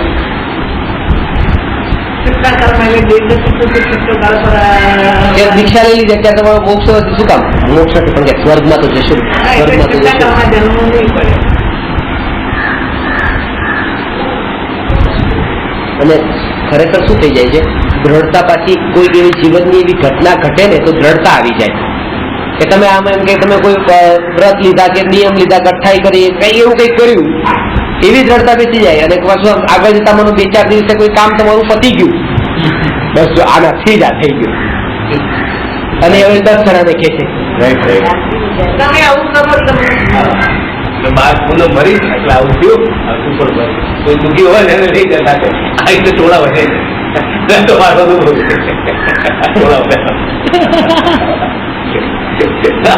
એમાં એવું થાય કે પાપ હલકા થાય એટલે આ કામ એ જ વાત કહેતા પુણ્ય પાપના ઉદયને ગઈકાલ ચર્ચા કરતા હતા કે આદિનાથ ભગવાન આટલા તપસ્વી, આટલા ત્યાગી, તેમ છતાંય તે 12 મહિના સુધી આહાર ન મળ્યો, અને પાપી પુરુષોને, ભરપૂર પાપ કરવા વાળાને દિવસમાં 5-5 ટાઈમ આવી રીતે ભગવાન મળતા હોય, આરામથી જમતા હોય, કેમ આવું? તો પુણ્ય ના ઉદય હોય છે. કોઈ કશાય ભાવ પાતળા નથી પડ્યા એમના, પુણ્ય જોર કરે છે, પુણ્ય ના ઉદય મળ્યું છે. અને એવું નથી કે આદિનાથ ભગવાનની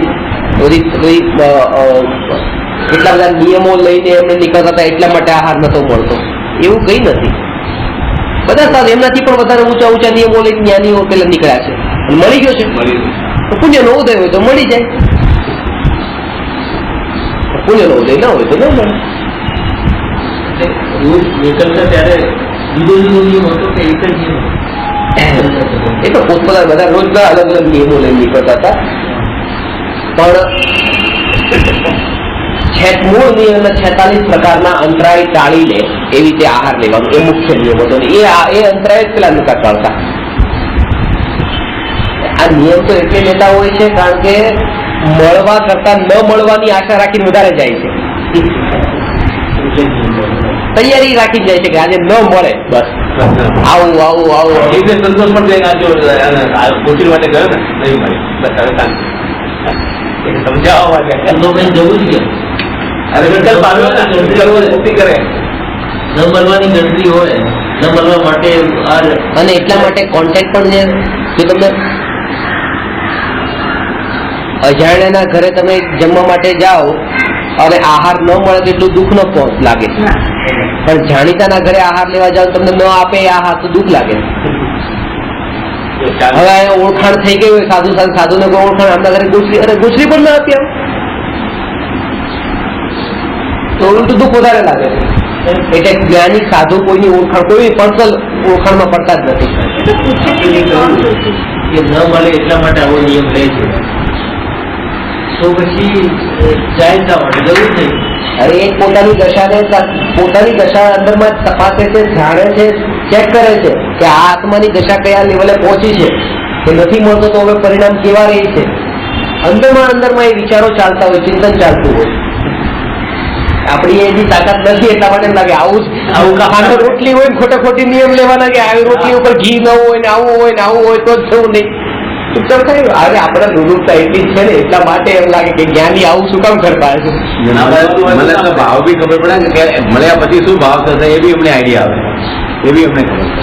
ન મળે તો શું ભાવ થશે, ન મળે તો શું ભાવ થશે. ચાર તપાસ પોતાની દશામાં તપાસ આગળ કરે નહીં. અને ભાવોની એ એક સમય માટે પેલું બટકું ખાધું બસ થોડો આનંદ આવે, બીજા બટકામાં થોડો આનંદ ઘટ્યો, ત્રીજામાં ઘટ્યો, તો ધીરે ધીરે ધીરે ઘટતો ગયો, પેટ ભરાઈ ગયું. હવે તો એ પણ જોતા જ વોમિટિંગ જેવું થાય છે. હવે નહીં.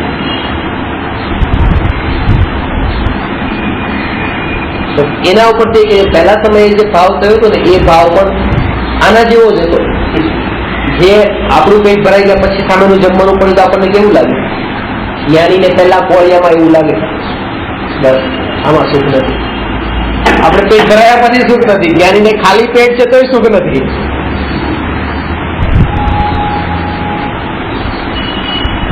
કેટલા ગ્રાસ છે 32 કેટલું મહત્વ એ તો ખરેખર તો 32 જ હોય, અત્યારે તો વધારે દીધું માં.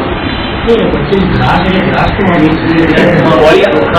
કોળિયા અમુક હજાર ચોખા 32 કોળિયા. એ તો રીતે કોળિયા છે.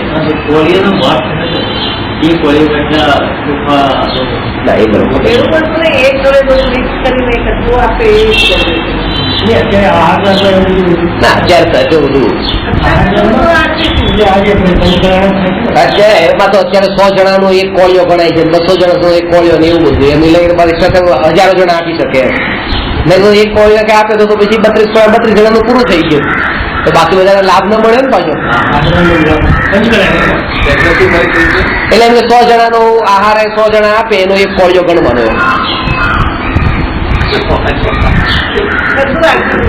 એટલે 3200 જણા થઈ ગયા. પછી એમાં 3200 જે કઈ બોલી જે કઈ આપવું એ બધું આપી દે. બધી એના ભાઈ એના પૈસા અમુક નિયમો જરૂરિયાત પાડતા હોય, અમુક તો એ જ આપી શકે. એવી છૂટ આપી છે કે પછી હવે પછી એકાદ મહિનો 2 મહિના એવી પ્રતિજ્ઞા લે. પરમેનન્ટ જરૂરિયાત રાખવા.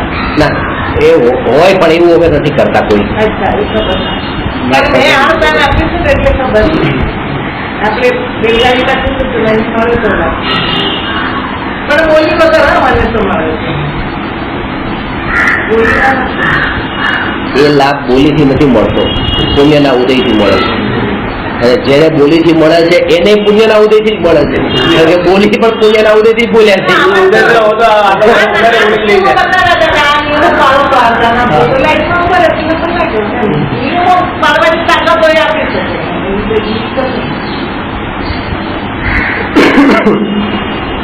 એવું પણ ક્યાંક કોઈને બોલી હોય ને કોઈ કે અમારી સાથે આમ ભગવાનની આરતી હોય તો એ બી પુણ્યના ઉદયથી જ મળે છે ને.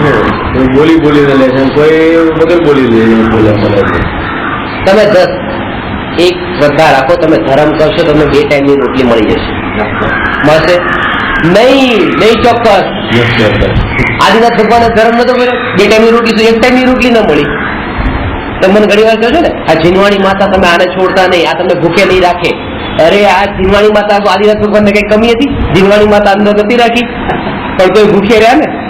ખરેખર આ કર્મ ના ઉદય બસ એટલું તમે જો રાખો ને બધું છૂટી જાય. વાત તો રહી છે.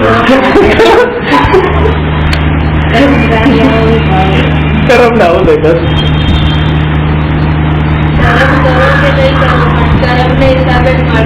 કર્મ ના અરે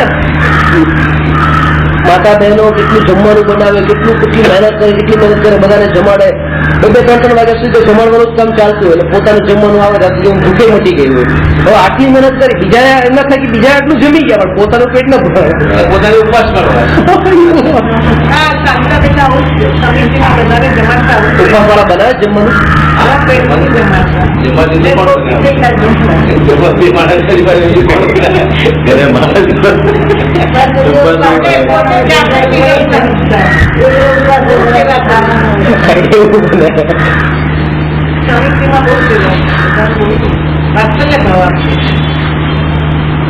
એટલે આ વાતને જોડવાની નથી. આ સિદ્ધાંત શું સમજવાનો નિકાંક્ષિતનો કે તમે ધર્મ કરો તમને આ ખાવા પીવાનું મળે, તમે ધર્મ કરો તમને ઘર મળે. નહીં, ધર્મ કરશો તો ધર્મ કરવાથી મળે છે એમ નથી. કારણ કે અત્યારે હું કરું છું એનાથી તો વર્તમાનમાં બંધ થયો પુણ્યનો.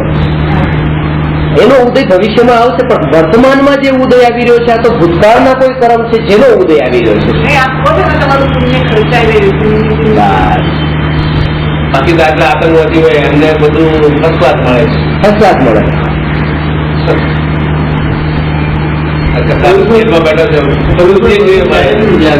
તમે આ જો અહીંયા ભારતના જે રૂપાળા લોકો છે એના જેવા રૂપાળા તો યુરોપિયન જેવા રૂપાળા તો થવાનું નથી, અમેરિકન જેવા રૂપાળા તો થવાનું નથી. ગમે એટલો સાબુ લગાડે, મેકઅપ કરે, ગમે તે કરે, બરાબર. માંસ ખાવાવાળા, દારૂ પીવાવાળા, સાતે વ્યસનનું સેવન કરવાવાળા આવા રૂપાળા અને આવી સ્વિટ્ઝરલેન્ડની બ્યુટીમાં ફરતા હોય, કેટલું આમ બધું સરસ સરસ મળ્યું એ લોકોને. અને અહીંયા રાત્રિ ભોજનનો ત્યાગ, તનમૂળનો ત્યાગ અને શરીર આવું કદરૂપું જેવું મળ્યું અને એ પાછું કાદવ કિચડની વચ્ચે રહેવાનું, આવું કેમ એને મળતું હશે? કારણ કે આ વર્તમાનમાં એનું જે ચારિત્ર એ વર્તમાનનો ભાવ છે, આનો ભાવ ભવિષ્યમાં મળશે, આનું ફળ ભવિષ્યમાં મળશે. અને અત્યારે જે આ ફળ છે આ ભૂતકાળના કર્મના ઉદય. એ પાપનો ઉદય નથી પાછો, એ પાછો પુણ્યનો ઉદય છે કે આવી જગ્યાએ જન્મ્યો. એ જે તીર્થંકર ભગવાનનો વિચાર એ ભાઈ પુણ્ય એક પત્તો દેશના મળી કેટલું ઘરમાં હોય તો સાંભળવાની પુસ્તક. ક્યાં ક્યાં સાંભળવા પડશે.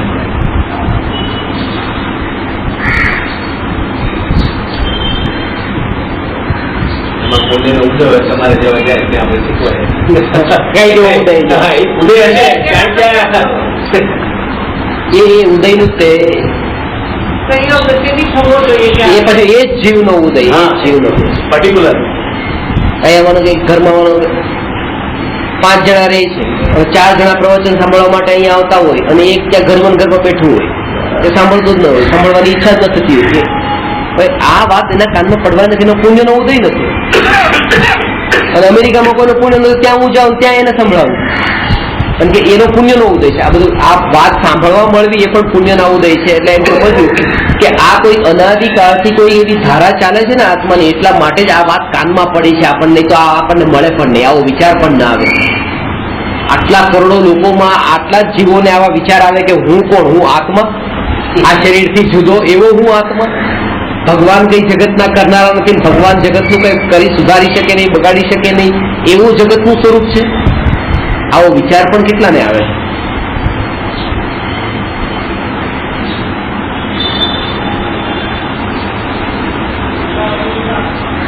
જ્ઞાની સંસારના સુખની ઈચ્છા કરતા નથી, ધર્મના ફળમાં.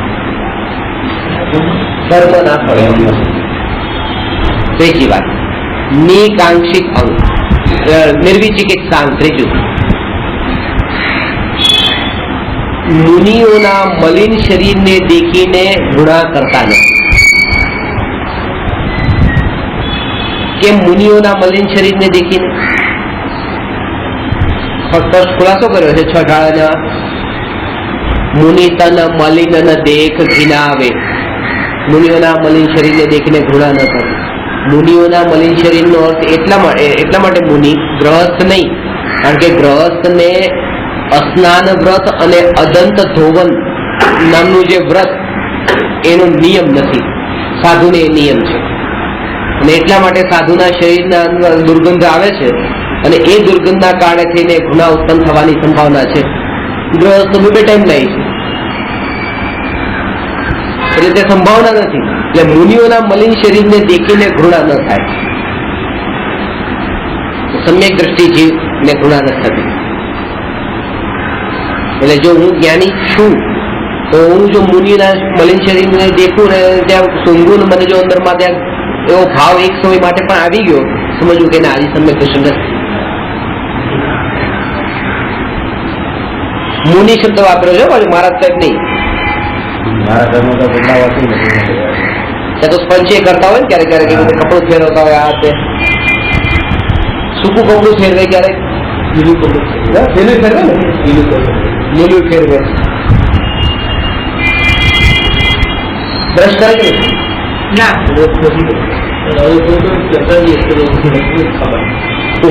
આંગળીથી કપડાથી કરે. સાધુને અદંત ધોવન નો નિયમ 28 મૂળગુણમાં આ નિયમ એક મૂળગુણ છે, અદંત ધોવન. અને સ્નાન એ પણ એક નિયમ છે. એનું કારણ આપણા જંતુઓ મળે એટલા ઉત્પન્ન થાય એવા માટે શાના માટે? એ પણ દેહની આસક્તિનું સૂચક છે. દેહ સંબંધી વિકલ્પોને વધારવા વાળું છે. તો ઉલટું કાંડ રહી જાય અંદર અને ના ધોવે તો જીવ પેદા થાય ને.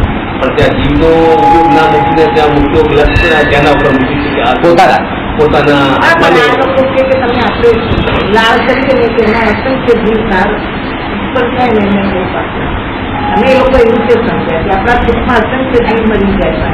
કારણ કે તમે પોતાના આત્માની દયા કરતા પર જીવોની દયામાં વધારે માનો છો. આ ઉપયોગ જે પોતાના આત્મામાંથી શરીરમાં ગયો એ જ મોટામાં મોટો નિજ આત્માનો ઘાત.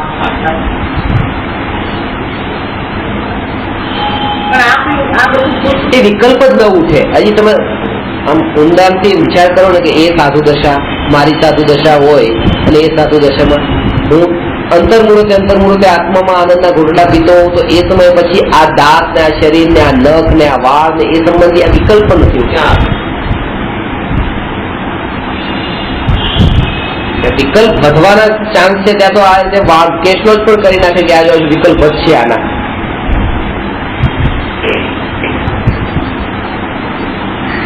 એને પણ પરિગ્રહ સમજે.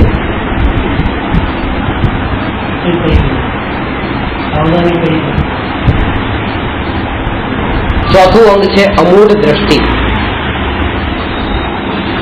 જ્ઞાની મૂઢ નથી હોતા. મૂઢ નો અર્થ શું? આંખ ઉપર પટ્ટી બાંધેલા નથી હોતા. બધાને વંદન કરવાનું. તત્વ કુતત્વનો ભેદ જાણે છે. તત્વ અને કુતત્વ બધાને એક નથી માની દેતા.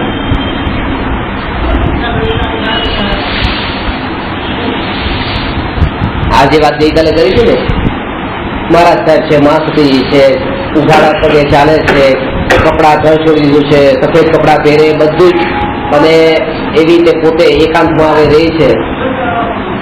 કેટલું ઊંચું ચારિત્ર! એ પણ સહેલી વાત નથી એમ કે આ બધું છોડીને રહેવું એમ કે.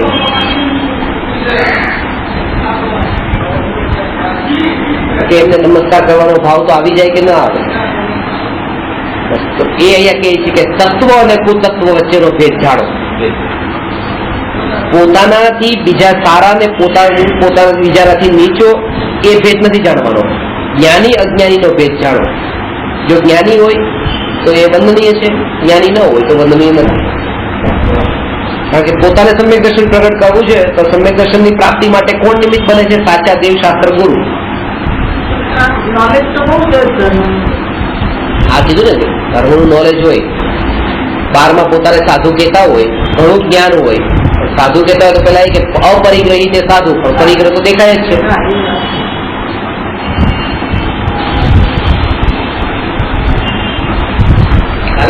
પૂછ્યું છે કે આપણે ટોળામાં હોઈએ, સાથે હોઈએ, આપણે એ વખતે શું કરવાનું? જવું પડે જ્યાં જવું હોય પણ જવું પડે ત્યાં જવાય. એ વખતે આપણી ભૂમિકા શું રાખે?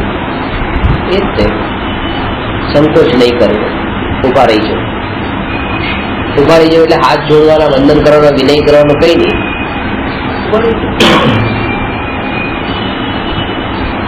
બધા વધારે જય કિરણ પ્રણામ. તો પ્રણામ. મારા સાહેબ પાસે ભણાવવા જાય બધા મારા સાહેબ પ્રણામ કરું. દરેક મારા સાહેબ ને કહું, દરેક મારા સાહેબ ને કહું, દીક્ષા ક્યારે લેવાના છે?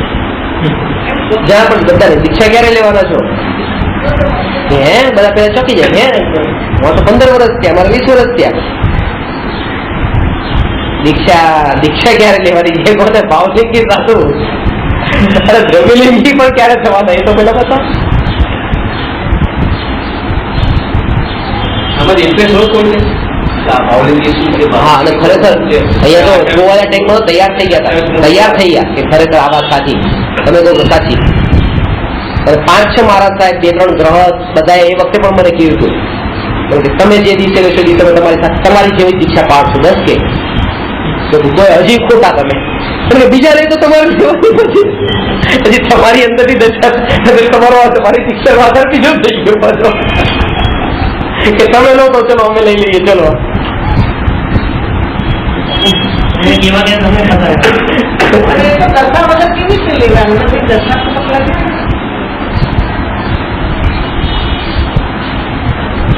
લેકિન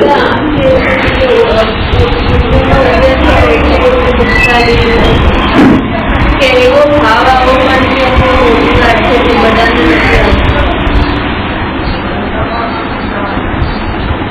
જૈન દીક્ષા લેવાનો ભાવ એ પુણ્યનો બહુ ઊંચો ભાવ છે, પણ જૈન દીક્ષાનું સ્વરૂપ ન ખબર હોવું એ અજ્ઞાન, આ બહુ મોટામાં મોટો પાપનો ઉદય છે,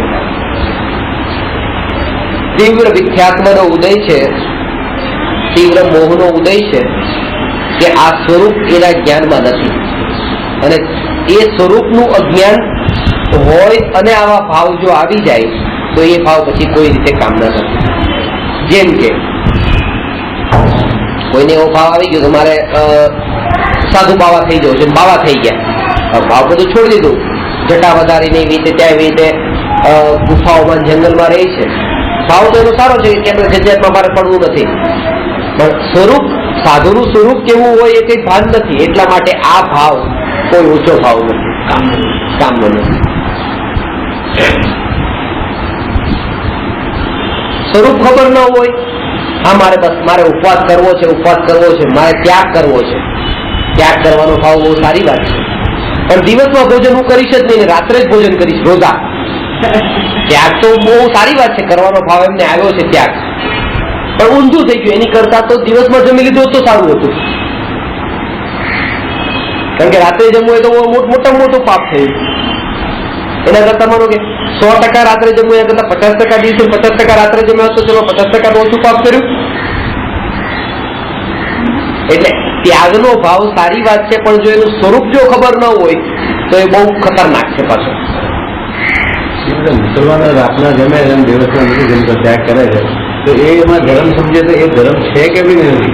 એ લોકો એ સમજાય કે અમે તો મોક્ષ જવાના છે, મુસલમાન બી તો મોક્ષ જાય છે, આપણા હિન્દુઓ જાય છે, એ કઈ બી જાય, એ લોકોને એ ધર્મ છે તો એ લોકો બી સમજે કે હું મોક્ષમાં જાઉં રાતના કંઈ ખાઈને, તો આ શું સમજ નથી આવી ગઈ આપણા કરતા? 4 દિવસ પહેલા કુરાન ઉપર મારું વ્યાખ્યાન હતું, રોઝાનું ઈદ હતી ને એ વખતે જ એ ખોટા છે, મતલબ અને એમને આ જ વાત બતાવી કે આખો દિવસ તમે સવારથી રાત સુધી તમે પાણી નથી પીતા, છૂક અંદરમાં નથી ગળતા, છૂક નથી ગળતા, અને રાત્રે બધા બિયરની દુકાન ઉપર બધા તમે બધી લાઈનમાં બધા બેઠા ટેબલ ઉપર દારૂ પીતા હો. એની કરતા કીધું આ કરવા કરતા અને તો માંસાહાર કરતા હો, ચિકન ને મારતા હો, ખાતા હો, એને કષ્ટ પહોંચાડતા હો, તો આ એ જીવોને મારવાને એને દુઃખ પહોંચાડવા કરતા તમે દિવસમાં ખાઈ લો એ વધારે સારું છે. તમારા કીધું કુરાનના અંદર 357 પાના ઉપર અલ કુરાનમાં લખેલું છે, કુરાનનું એના ઉપર લેક્ચર આપ્યું કે જો આમાં તમે જો અલ્લાહ કો તુમ્હારે ખૂન કી જરૂરત નહીં है, तुम भाव से उनकी भक्ति करो, ખાલી આટલું તો તમે કરો. આમાં લોહીને તમે વધારવાનું, બકરો વધારવાનું આ બધું આમાં લખ્યું જ નથી. તો કેવી રીતે આ પદ્ધતિ ચાલુ છે? જેવી રીતે આયા ઉત્તરાધ્યાય સૂત્ર ચાલુ થયા બધા આચરણ સૂત્ર ચાલુ. મુસલમાન ભાઈ સાથે મારી ચર્ચા થઈ, એ મને શું કહે કે આ અમે બકરાને પૂરું કરીએ, એ જીવને કે જેને સાચા અને ખોટાનો ભેદ ખબર પડ્યો છે અને તલવારથી ગળું કાપી નાખે તો પણ પોતાનું મસ્તક કુગુરુ કુદેવ અને કુશાસ્ત્ર કુધર્મમાં નહીં ઝુકાવે, આવી દ્રઢતા જેના શ્રદ્ધામાં હોય, સંસારના સંબંધો છૂટવાનો તૂટવાનો ભય ન હોય, મિત્રતા છૂટી જવાનો ભય ન હોય, એવો જીવ જ વિતરાગી ભગવાનનો સાચો શ્રદ્ધાની થઈ શકે છે, કારણ કે પોતાના આત્માનો અનંતકાળ સુધીનો ભવિષ્યનો વિચાર કરે છે. આ 2-5 વર્ષની મિત્રતાનો વિચાર નથી કરતો કે આ મુસલમાન છે ને મને વંદન કરવાનું કે લાઈવ હું પણ કરી લઉં, એમાં એ નથી માનતો. આવી દ્રઢતા વિતરાગી ભગવાનમાં જેને હોય એ જીવ પોતે નિકટ કાળમાં મોક્ષને પામે, એ સમ્યક દ્રષ્ટિ જ હોય છે. 4 અંગો પર ચર્ચા થઈ, હવે બાકીના 4 અંગો પર ચર્ચા આપણે આવશે.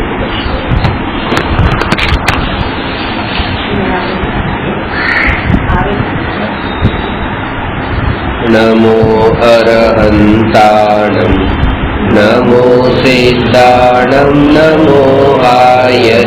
કલ્યાણમ નમો વજ્રાયાણમ નમો લોય સૌ